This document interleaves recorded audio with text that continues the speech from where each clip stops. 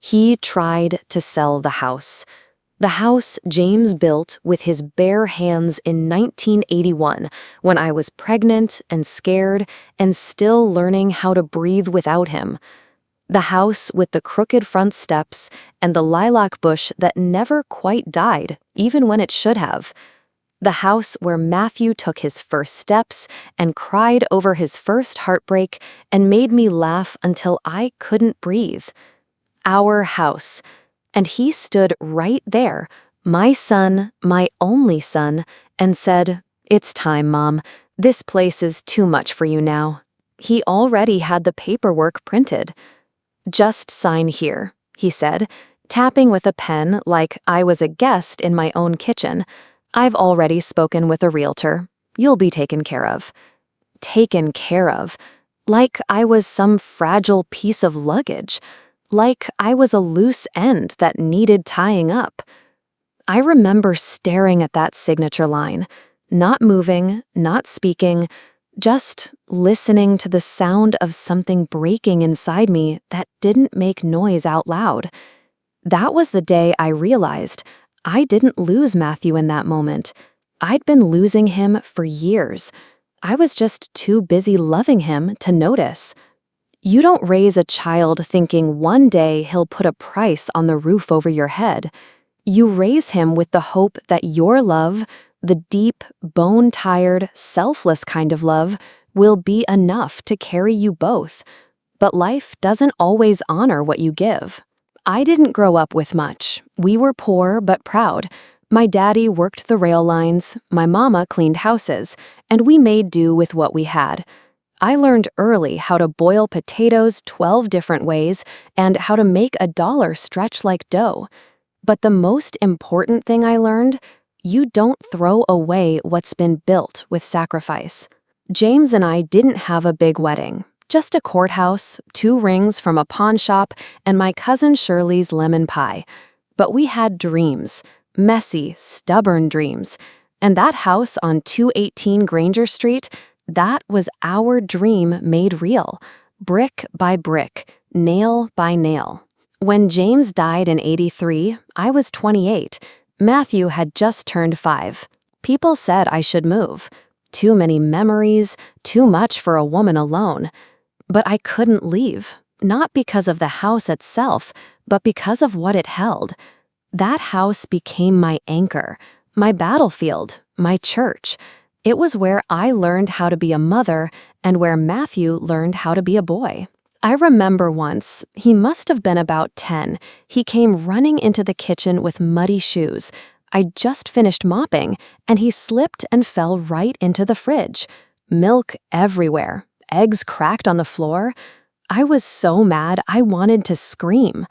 But then he looked up, covered in mess, and said, "Mama, I was just trying to get you flowers from the yard." How do you stay mad after that? I patched that boy's knees, stitched his costumes, made sure he never went to school hungry.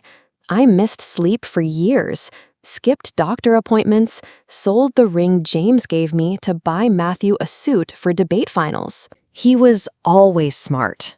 The kind of smart that makes teachers call home in a good way. Got into the University of Chicago. Full ride. I nearly fainted from joy. When he left for school, I hugged him like I was saying goodbye to my own lungs.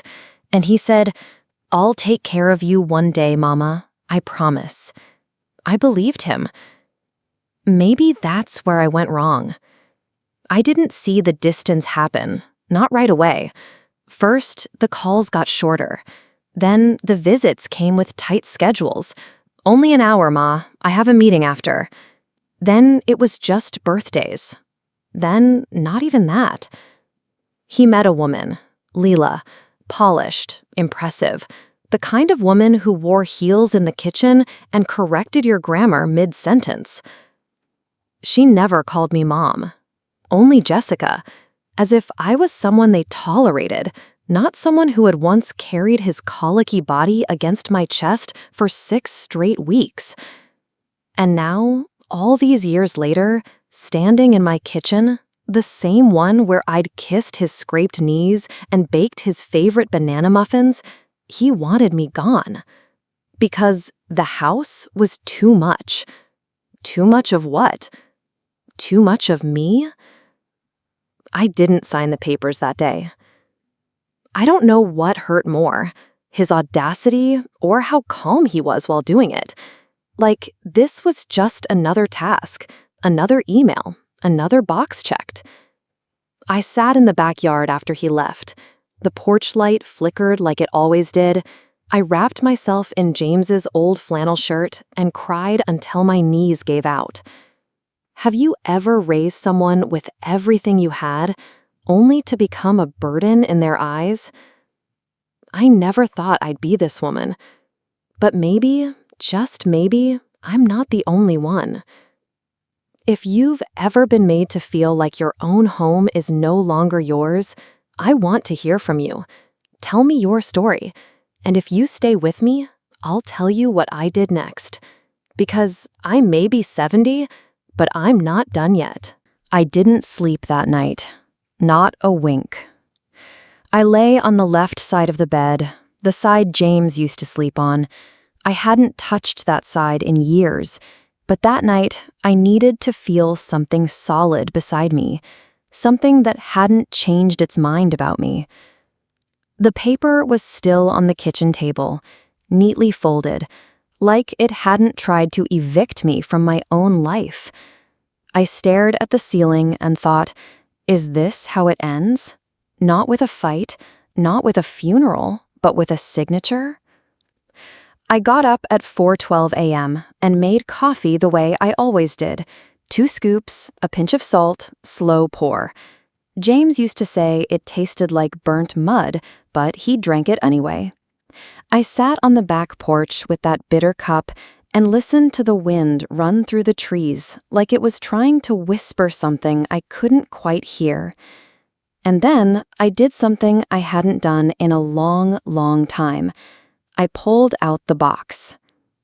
It's the kind of box every mother has somewhere, full of photographs, school drawings, love notes scrawled in crayon, proof that someone once needed you in a way no one else ever would again. There was one picture that stuck to my hand. Matthew, age 9, wearing a cape I'd sewn from an old tablecloth, standing in the front yard with a fist in the air like he could fly. I traced the edges of that photo with my thumb and whispered, "Where'd you go?" The next day, I called him. He picked up on the second ring, like he was expecting it. "Hey, Mom." Not Jessica this time. "Hey, baby," I said, but the word got stuck halfway through my throat. I just wanted to check in." A pause. "I figured you'd call. Look, I didn't mean to upset you. I just think this is practical. That house is too much for you now. It's not safe. And the market's great right now." The market? Like we were talking about stocks. Like my memories were inventory? I tried to keep my voice steady. "I don't want to sell the house, Matthew." He sighed, sharp and impatient. "It's not about what you want, Mom. It's about what makes sense. You live alone. You've got arthritis. The plumbing's always a mess. You'd be more comfortable somewhere modern, somewhere with elevators and heated floors." I laughed. I didn't mean to. It just came out like a cough. "Baby, I've never needed heated floors to feel warm." Silence. Then he said the thing that broke me, like a deep, heartfelt confession. Then he said the thing that broke me. "Leela says this house keeps you stuck. She says maybe if you let it go, we could all move forward." We. All. Leela says. I didn't say anything. I hung up. Not out of anger. Out of heartbreak. Because I finally understood. I wasn't just fighting for bricks and mortar. I was fighting for what was left of us. That weekend, I didn't answer the phone, didn't open the blinds, didn't make banana bread. I just sat with the heaviness. And on Sunday morning, I went to church for the first time in years. Not because I thought God would fix it, but because I needed to sit somewhere that didn't ask anything of me. I sat in the back row, alone. The pastor was preaching about letting go of burdens, and all I could think was, what if the burden is someone you love? I left halfway through the sermon. On Monday, I called an old friend, Darlene. She was the only person I trusted to tell the whole truth. We sat on her porch with sweet tea and no judgment. "I don't know what to do, Dar," I said. And she looked me straight in the eye and said, "Jess, if he was a stranger trying to take your house, would you hesitate?" "No," I said. "Then don't let love turn you into someone you're not." That night, I wrote a letter. Not to Matthew, to myself. It started like this. "Dear Jess, you are not a burden. You are not weak for holding on. You are not wrong for wanting to stay in the home you built with your hands, your tears, your life. You have loved well, and that counts for something, even if he forgets." I folded it, placed it in the same box with Matthew's childhood photos, and went to bed. I didn't know what was coming next, but I knew this. I wouldn't be signing anything. Not because I was stubborn, because I still remembered what it meant to stand for something. And sometimes the first step to being respected again is remembering you deserve to be. Have you ever had to stand up to someone you raised, not out of hate, but out of love for yourself? If you have, I'd really like to hear how you did it. Let's talk in the comments. I'll be here. He said I was being difficult. That's what he called it. Not hurt, not disrespected, not a mother trying to protect the only place that still feels like home. Just difficult. Like I was a bad Wi-Fi signal or a stubborn lock. He came by the next week. I wasn't expecting him. No call, no warning. Just the sound of his car door slamming and the thud of his dress shoes on my front porch, like he was delivering a package he didn't want to carry anymore. I watched him through the screen door as he adjusted the sleeves on his tailored shirt. Not a wrinkle on him. The kind of put together that looks like success from a distance but feels cold up close. I opened the door, and before I could say a word, he stepped in. "We need to talk," he said. Just like that. Not a hello, not a hug. Just business. He sat at the kitchen table, the one James built, the one Matthew used to do homework on, and placed his phone face down like he was doing me a favor by giving me 20 minutes. "I talked to a lawyer," he started. "Technically, your name is still on the deed, but..." I held up a hand. "I'm not signing the house over, Matthew." He exhaled hard. "Mom, you're being..." "Don't say it." He blinked. "Say what?" "Difficult." He didn't answer. "I raised you better than to call your mother that," I said, quieter than I meant to. "I let you grow in this house. I stayed when I wanted to run. I fed you when I couldn't feed myself. And now I'm difficult because I want to die where my husband is buried, in peace?" He looked down. I could see the shift in his shoulders, the defensiveness melting, but not fully. He wasn't ready to hear me. Not yet. Then came the blow that knocked the wind out of me. "Then Leela and I talked about it," he said, "and we really think the house is making you small, sad. You're stuck in the past. That's not healthy." Making me small. As if my love, my life, my home was a weight, not a foundation. I stood there, hands shaking, holding a dish towel like it could protect me from my own child's judgment. "I'm not stuck, Matthew. I'm planted, There's a difference." He didn't respond, just sat there, fidgeting with his watch, like he was running out of patience, like he had somewhere more important to be. After a long pause, I said something I hadn't planned to say. "You want to leave this house behind? Fine. But don't ask me to walk out with you." He looked up. "I'm not going to stop being your mother, but I won't shrink to fit inside your version of what a mother should be." He left without another word. Didn't slam the door. Didn't even close it all the way. It stayed cracked open behind him, just like us. That night, I sat in the hallway, right where the light from the porch crept in, and I cried like a woman who knew the boy she raised was still in there somewhere, just too far to reach. But something else stirred in me too, a quiet fire. Not anger, not pride, resolve. Because I realized something. I hadn't said no to Matthew in years. Not because I was afraid of him, but because I thought if I kept saying yes, he'd keep seeing me. Turns out, love doesn't work like that. The next day, I made a call. Not to him, to a lawyer. Not to fight, but to protect what's mine, what James left, what I earned. I updated my will, got my name reaffirmed on every paper that matters. I may be 70, but I am still lucid, still strong, and still the owner of this home. Have you ever had to draw a line with someone you love? A line that says this far and no further? It's one of the loneliest things I've ever done. But maybe it's also one of the strongest.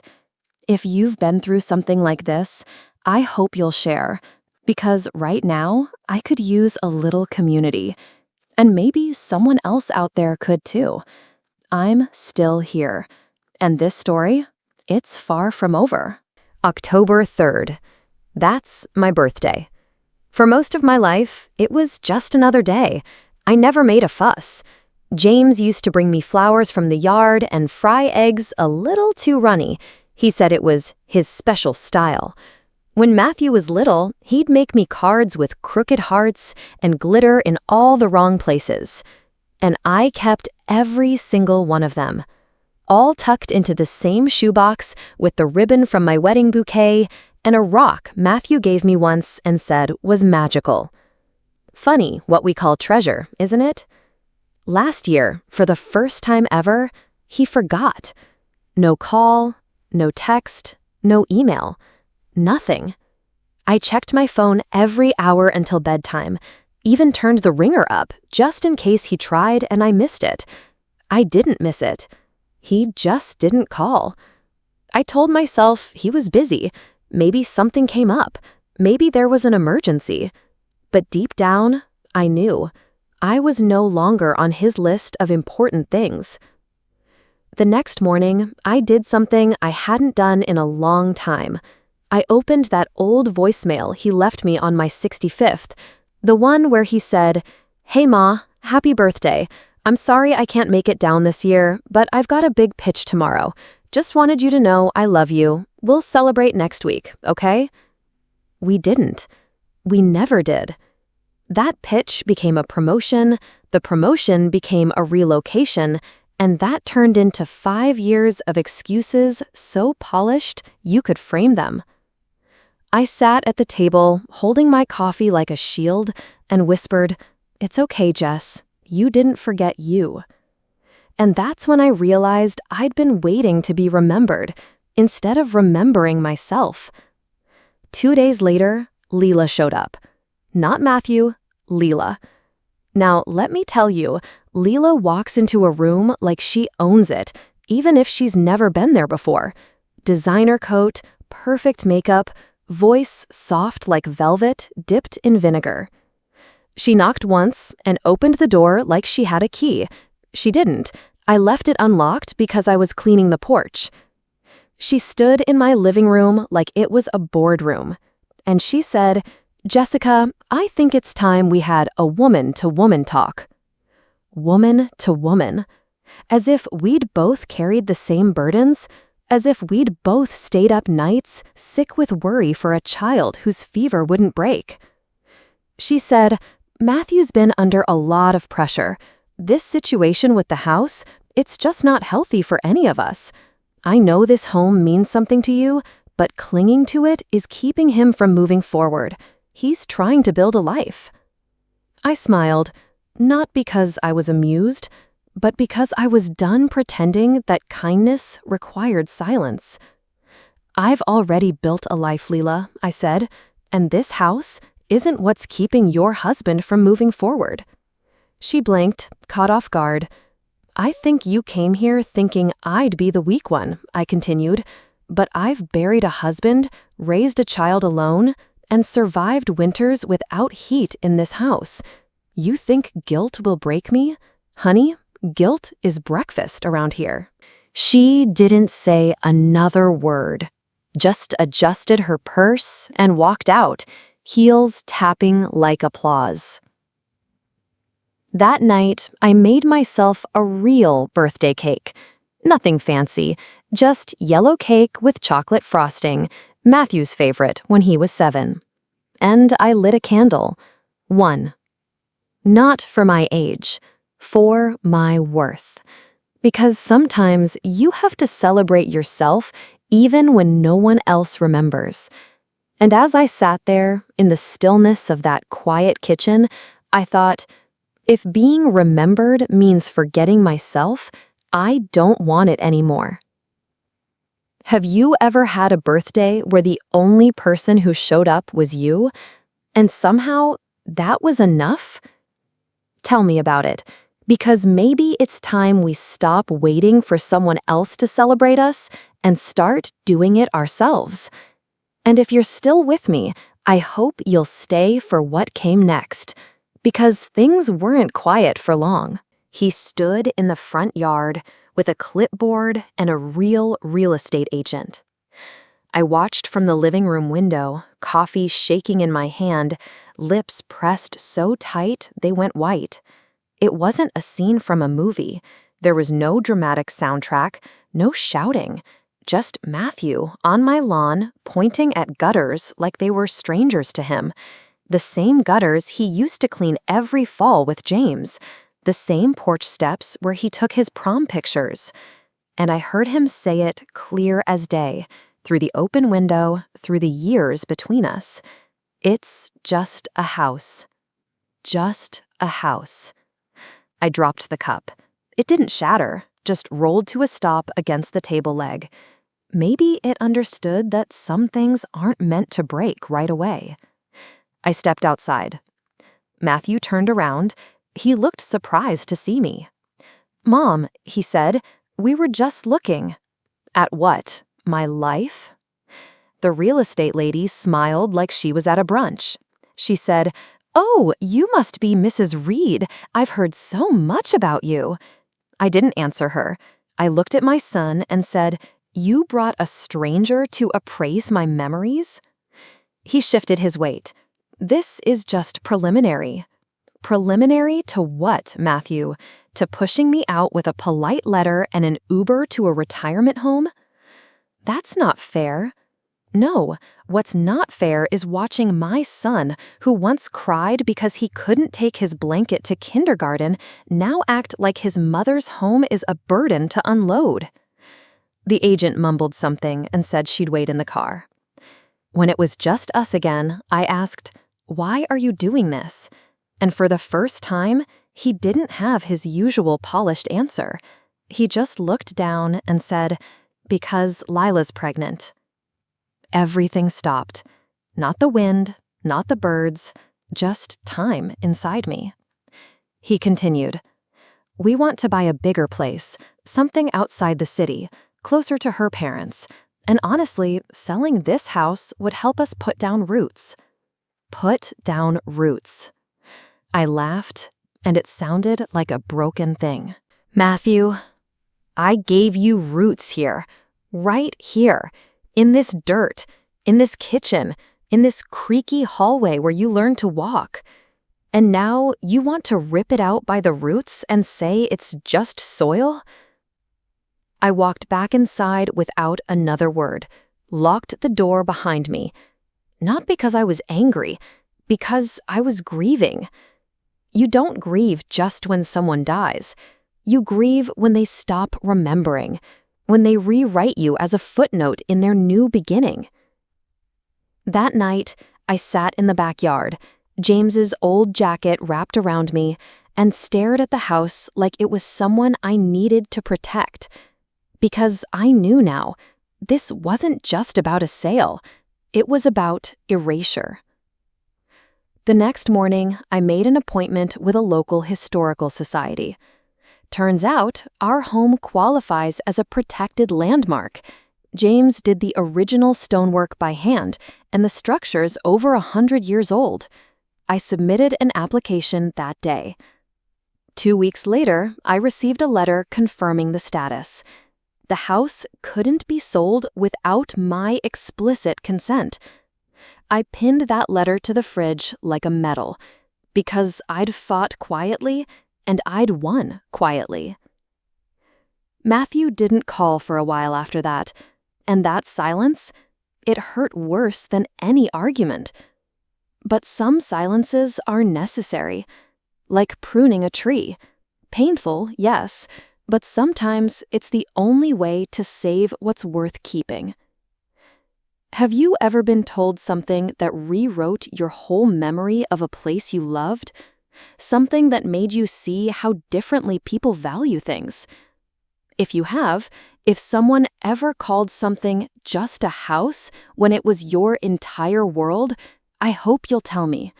Because I think a lot of us have stories like that, and I'm still listening. The next part of the story came without warning, like most turning points do. If you're with me, stay close, because it only gets harder and clearer. I found out about the baby shower on Facebook. It was a photo. Leela beaming in a pale lavender dress, holding her belly like it was the world's most precious secret. Behind her, a banner, "Welcome Baby Miles."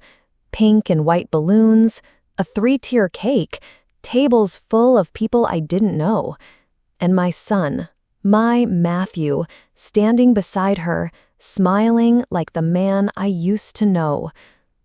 But not a single chair at that party had my name on it.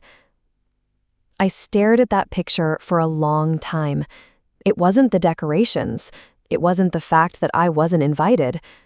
It was the realization that my grandchild had been given a name, Miles, and I hadn't even heard it from his father. I remember whispering his name out loud. Miles. It tasted foreign, like trying to speak a language you once knew but hadn't practiced in years. I didn't cry at first.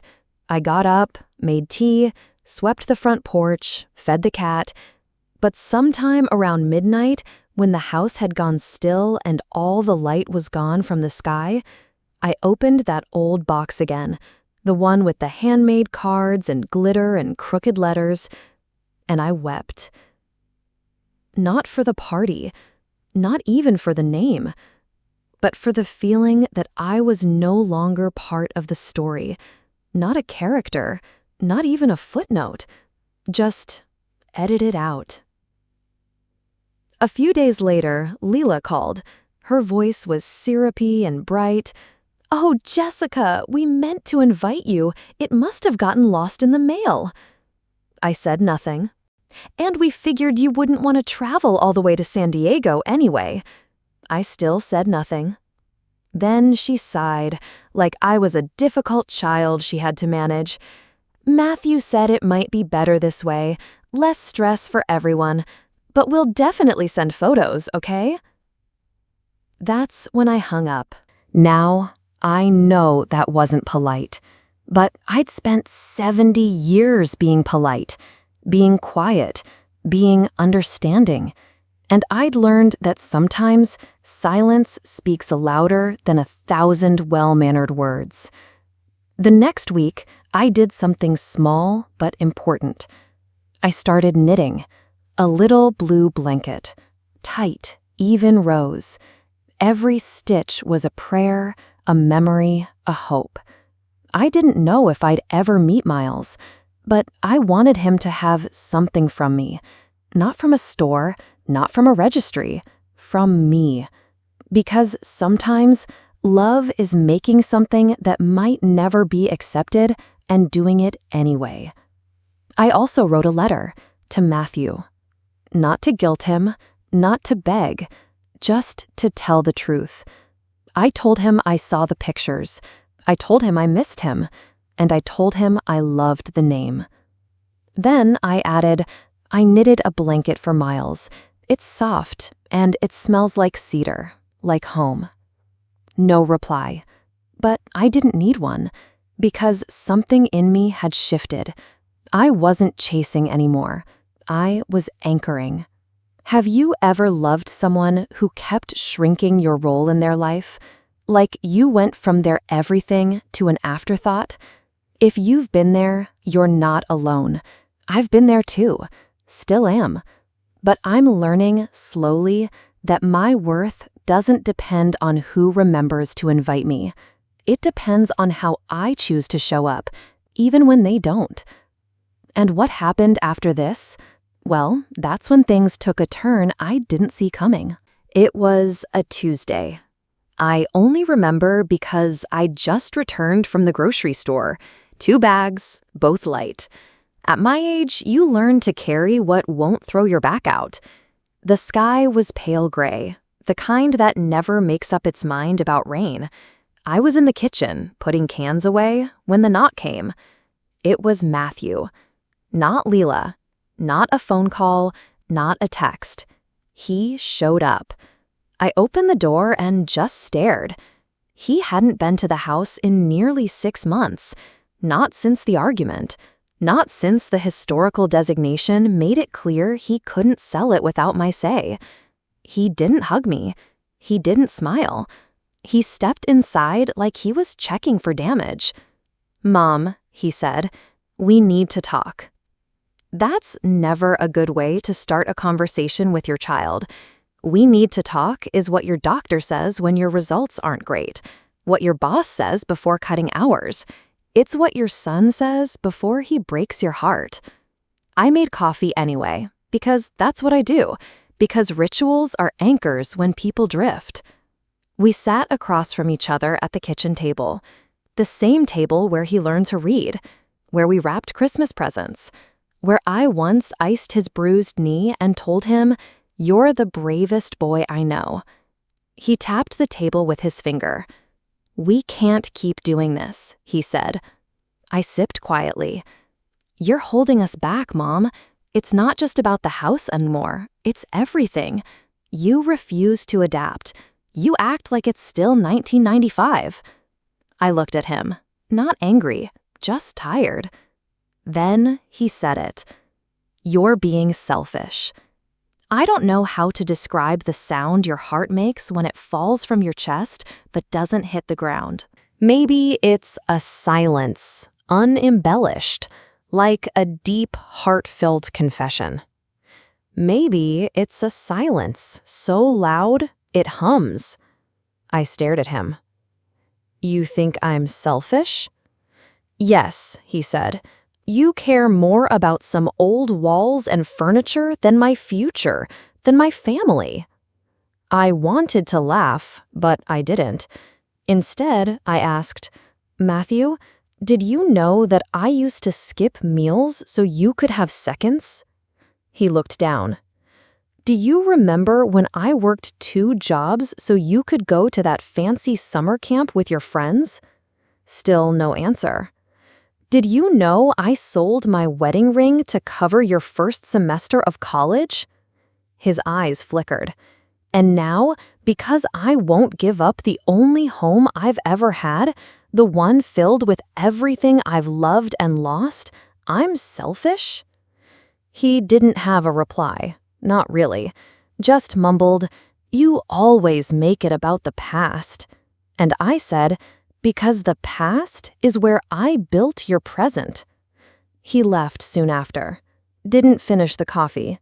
Didn't say goodbye. Just walked out, the door closing like a quiet judgment behind him. That night, I didn't cry. I wrote 3 pages in my journal, longhand, about pain, about motherhood, about how love given freely shouldn't feel like a ledger you're forced to defend later. And then I sat in the living room and stared at the old photo of him in his cap and gown, me beside him, pride on my face, hope in my heart. If only she knew. Have you ever been called selfish by the very person you sacrificed most for? I don't ask to relive the pain. I ask so you know you're not the only one who's heard that word like a slap.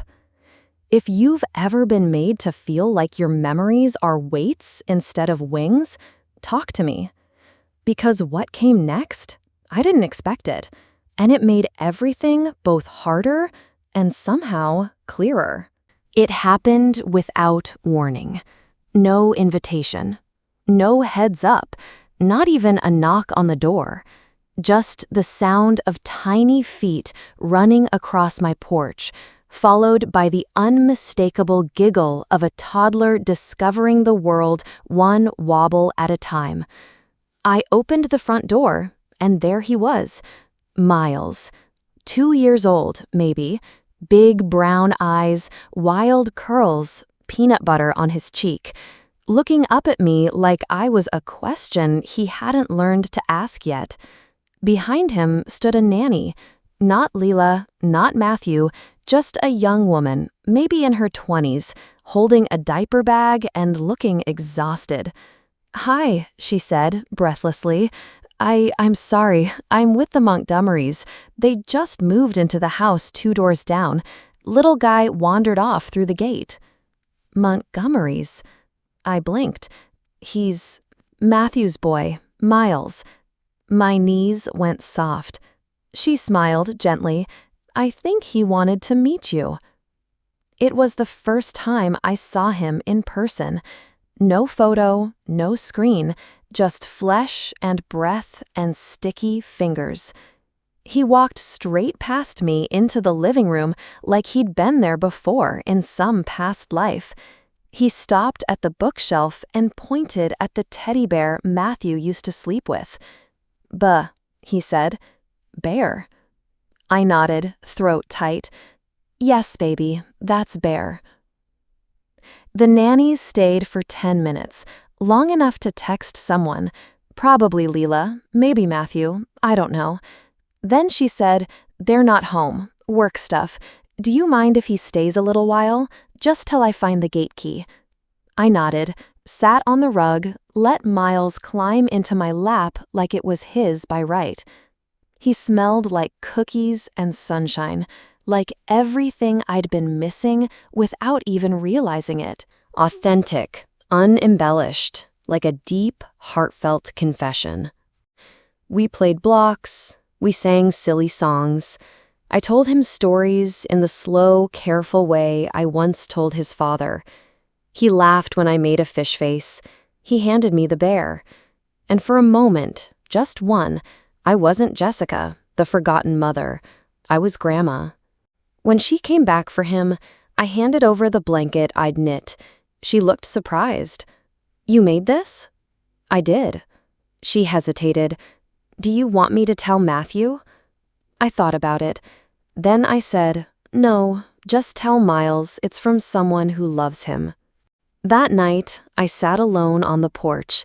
The wind was light, the stars unusually bright, and I whispered, "Thank you," to no one in particular, or maybe to life for giving me this one stolen moment. This reminder that even if a tree is cut at the trunk, its roots can still reach for something new. Have you ever met someone who didn't know they were healing you? A child, a stranger, a moment that arrived uninvited but stayed in your chest? If you have, tell me. Because that visit, it changed me, more than any apology ever could. And what followed in the days after, I still don't know how to explain. But I'll try. It started with a sound, a faint creak from upstairs. The kind of creak I used to recognize. Footsteps of a teenage boy sneaking into the kitchen at midnight.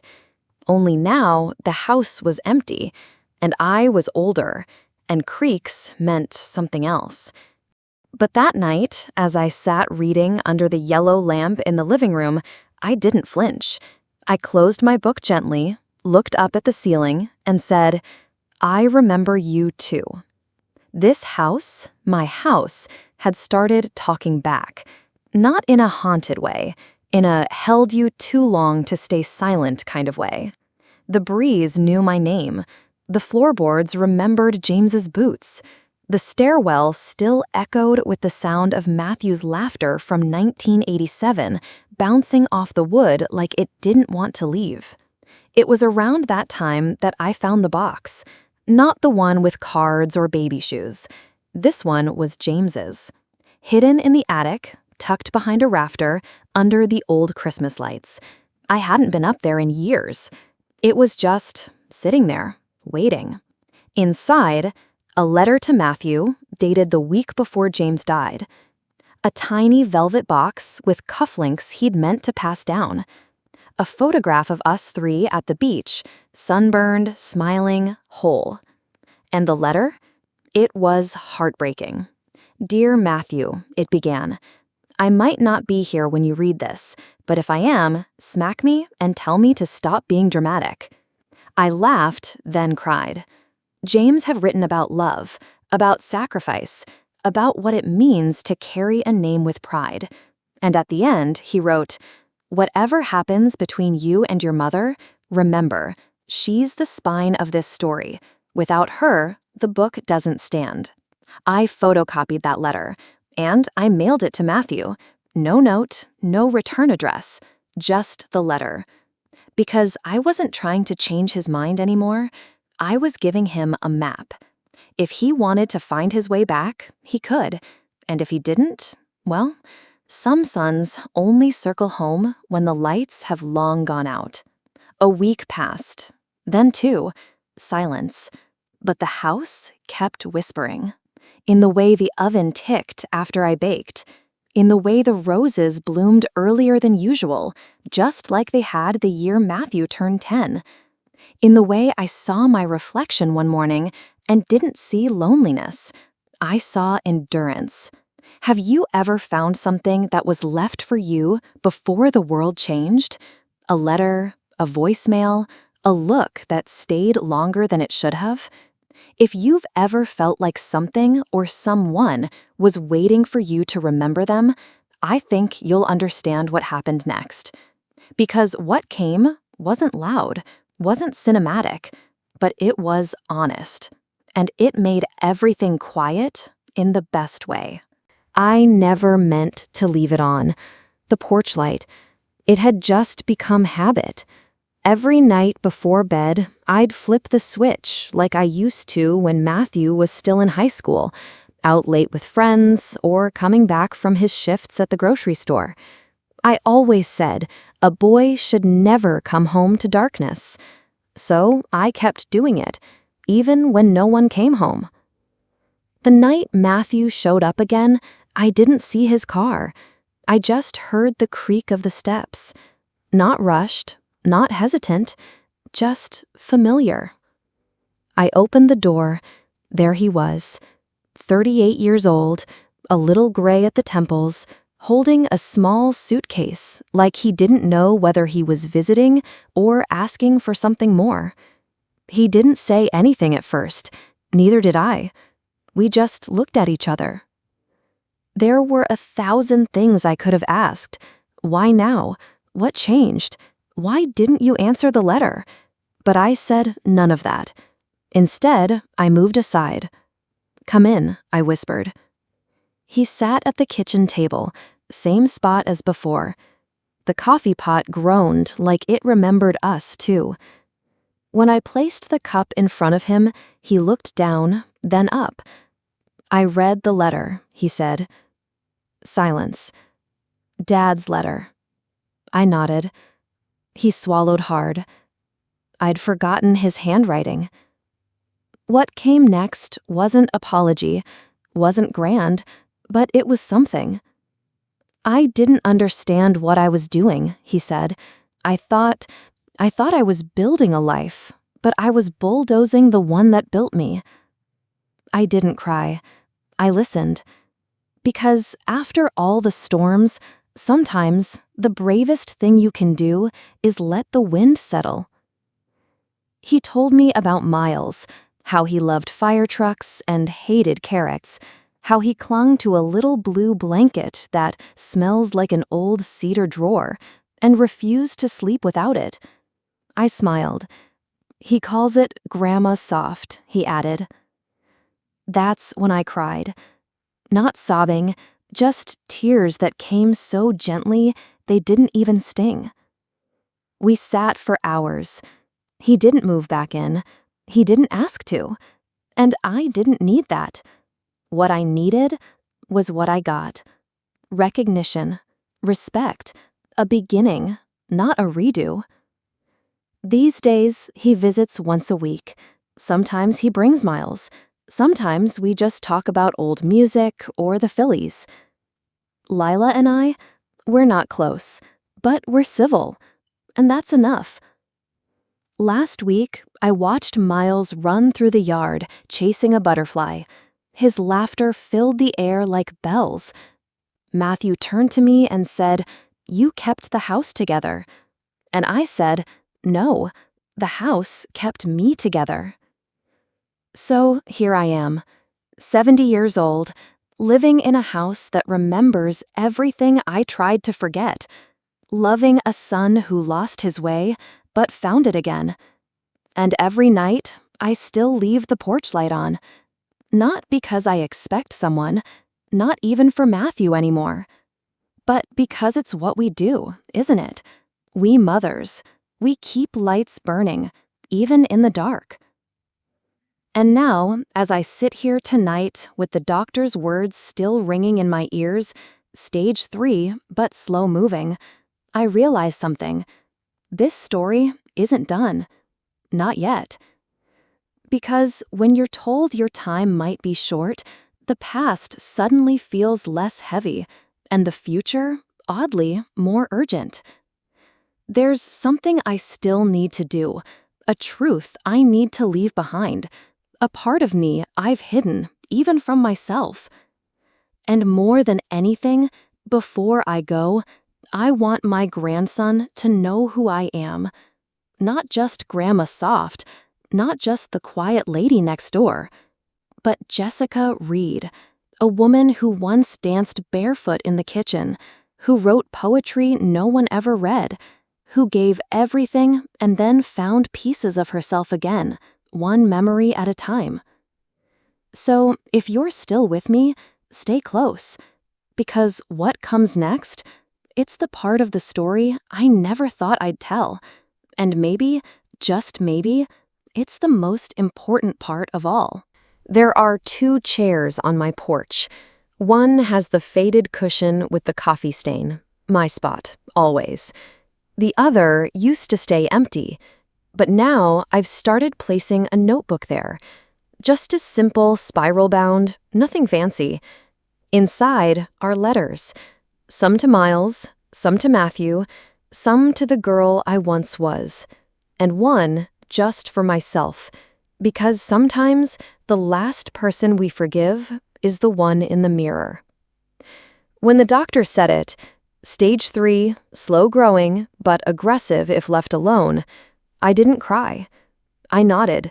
That's all. I didn't tell Matthew right away. Didn't want the look. You know the one.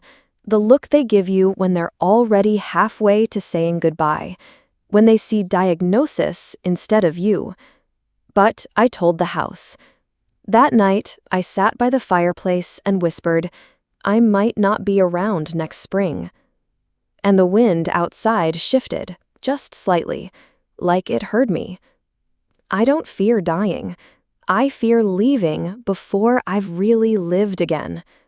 You see, for 70 years, I've been the role, the mother, the wife, the woman who held it together. But before that, I was Jessica Ann Bloom from Wilkes-Barre, Pennsylvania, born in 1955. I liked rainy days and loud records. I once skipped prom to hitchhike to a Bob Dylan concert. I fell in love with James Reed on a Tuesday in June and married him under an oak tree before summer ended. And somewhere along the way, all that got folded into scrapbooks and buried beneath casseroles and PTA meetings. So now I write. I write to remember who I am, to leave a map not just for Matthew and Miles, but for me. Last week, I pulled out the typewriter, the old one James gave me on our second anniversary. It still works. Clack, clack, ding. There's something about the sound that feels like truth. I wrote, "Dear Miles, if someday you feel like the world is too loud and no one hears your heart, come sit on this porch. I'll be here in the wind, in the leaves, in the pages I leave behind. I want you to know that quiet doesn't mean small, that your softness is a strength, that your grandmother was a woman who felt deeply, loved stubbornly, and kept showing up even after everything said she shouldn't. My biggest regret? Not letting myself be known. I gave everything, but kept so much of me hidden. And now, before I go, I want to change that. Not for sympathy, for wholeness. Have you ever realized too late that you've been living in parentheses? If you've ever buried your passions or your voice or your stories just to keep peace or meet someone else's needs, then maybe you'll understand why I'm doing this now, why I'm telling the truth with the time I have left. And in the next breath, I'll tell you what I found when I opened that last locked drawer in James' desk. Because not all secrets are heavy. Some are keys. It had been locked for 26 years. The bottom drawer of James' desk. I'd dusted around it, moved the whole thing 3 times. Once thought about forcing it open with a crowbar, but didn't. Because grief has rules, unspoken ones. Like, don't touch the drawer he kept locked. Don't rearrange his books. Don't wash the last shirt he wore. Rules to keep him close. Rules to keep from unraveling. But the night after I finished that last letter to Miles, something shifted. I sat alone, sipping weak chamomile tea, and the thought came, not like thunder, but like a whisper. You're allowed now. I don't know where the key came from. I don't even remember looking. Just opened the cigar box in the hallway drawer, and there it was, tied with green string. My hands shook as I unlocked the drawer. Not because I was scared of what I'd find, but because I was scared I wouldn't find anything at all. Inside were 4 things. A cassette tape, labeled in James' handwriting, for J if I go first. A small envelope, sealed. A picture of us at the State Fair, 1979. He was holding cotton candy. I was laughing so hard my eyes disappeared. A single sheet of paper with the words, "Don't ever forget who you are, even if they do." I listened to the tape first. Had to borrow the old player from Mrs. Langley next door. She gave it with a wink, probably thought I was finally dating again. James's voice crackled to life like an old friend at the door. "Hey Jess, if you're hearing this, then I've gone and left you to deal with my clutter. Sorry about that, love." I laughed, and then cried. The message wasn't long, but it was everything. "I know how you get," he said. "You'll pour all your love into Matthew, into the house, into neighbors and casseroles and church picnics. But promise me, Jess, keep a little love for yourself." He paused. "You're the brightest woman I've ever met. Fierce and soft and stubborn. I've seen the poems you hide. I know about the short stories you burn. You're a writer, Jess. Always were." That broke me. No one ever said that out loud. Not even me. The envelope held a check, a trust fund set aside. Small, but enough. James had left it for me to do something just for joy. Not for groceries, not for the house, not for Matthew. It simply said, "Use this for something wild and entirely yours. Maybe a typewriter that doesn't stick, or a train ticket somewhere loud and unfamiliar. Just live a little extra for me, will you?" That night, I sat in bed holding the photograph of us from 1979, and I whispered, "You remembered me." Because that's what we all want, isn't it? Not to be famous, not to be rich, just to be remembered for who we were before life needed us to be everything else.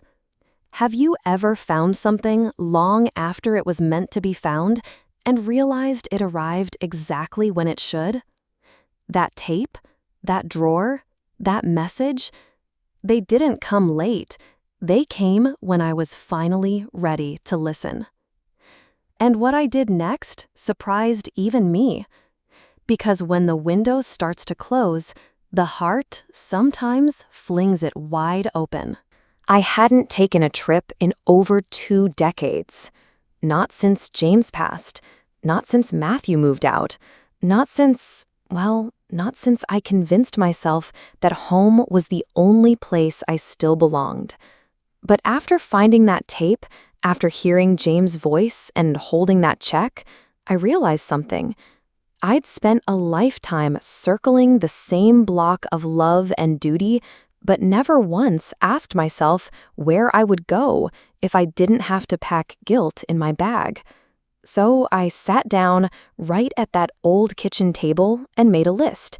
Not a bucket list, those always sound like chores. This was a list of longings. And at the very top, I wrote, "Go where my name has never been said by anyone before." 3 weeks later, I boarded a train heading west. Just me, my suitcase, and a blue notebook with letters to Miles written on the cover. I didn't book a tour, didn't even have a real plan. I just wanted to watch America go by through a train window and write down the parts of myself I'd buried under laundry, silence, and other people's expectations.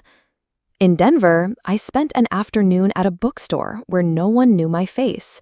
In Santa Fe, I sat in a sunlit plaza and listened to a street guitarist play Landslide, and I wept right there between strangers. And in a little town outside Flagstaff, I mailed a package to Miles. Inside, the notebook and a letter that said, "Someday, when someone asks you what your grandmother was like, I hope you tell them she didn't fade quietly. She left stories behind, and she never stopped becoming herself, even at the very end." I wasn't running from cancer. I was running with life for once. And though my bones ached and the nights were long, and I sometimes forgot my pills, I felt more alive than I had in years. I told my story to waitresses, librarians, bus drivers, and every time I did, someone would lean in, hand over heart, and say some version of, "My mother went through the same thing. I wish I'd asked my grandma more." I needed to hear this. That's when I knew my story wasn't mine anymore. It was ours. I came home different. Not younger, not fixed, just honest. I sit on my porch now, and when Miles visits, I tell him one story at a time, always leaving space for his questions. Matthew listens too. He doesn't interrupt as much. Sometimes I catch him staring, not in judgment, but in discovery, like he's finally seeing the person behind the mother. The cancer? It's still there, quiet but present. and I don't know how many chapters I've got left. But what I do know is this: I won't waste another day not telling the truth of who I am.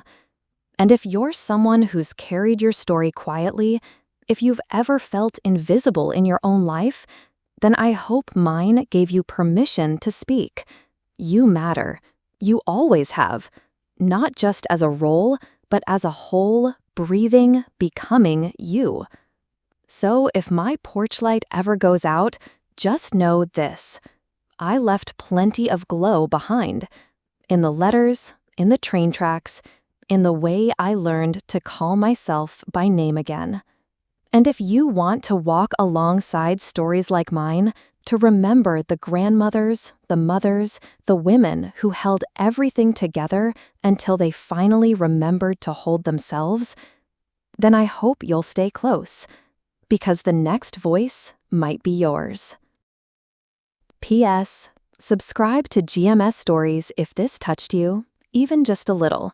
Leave a comment, share your truth, and let's make sure these stories never go silent again.